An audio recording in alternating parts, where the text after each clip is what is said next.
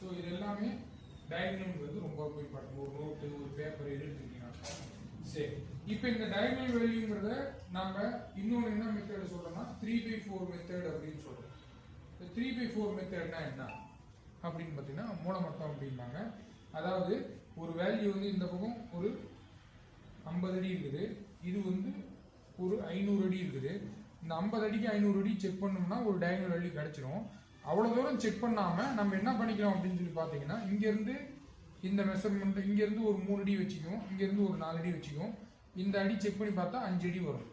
இது எத்தனை அடி? 3 அடி. இது எத்தனை அடி? 4 அடி. அப்போ 3 ஸ்கொயர் + 4 ஸ்கொயர் போட்டால் இது எவ்வளோ வரணும்? 5 அடி வரணும். அவ்வளோதான். வாங்க வாங்க தம்பி. அப்போ 3 ஸ்கொயர் + 4 ஸ்கொயர் போட்டால் 5 வரணும். சரி. அப்போ இந்த மாதிரி வந்துருச்சு அப்படின்னு சொல்லி பார்த்தீங்கன்னா இவ்வளோ பெரிய வேல்யூக்கு நம்ம செக் பண்ணுங்கிற அவசியமே இல்லை. அதாவது இந்த 50 அடிக்கும் 500 அடிக்கும் செக் பண்ணி இந்த டயகனல் வேல்யூ பிடிக்காம 3க்கு 4 செக் பண்ணோம்னாவே 5 அடி வந்துச்சுனாவே இது ஈக்குவல் டு இந்த வேல்யூ கரெக்டுன்னு நான் சொல்றேன் நான். அதாவது 3 4 3 ஸ்கொயர் + 4 ஸ்கொயர் போட்டால் இது எவ்வளோ வரணும்? 5. அதாவது 3 square + 4 square 3 squares are 9 4 squares are 16 25 root எடுத்தா என்ன வரும்?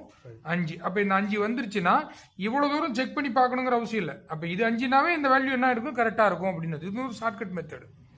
ஓகேங்களா?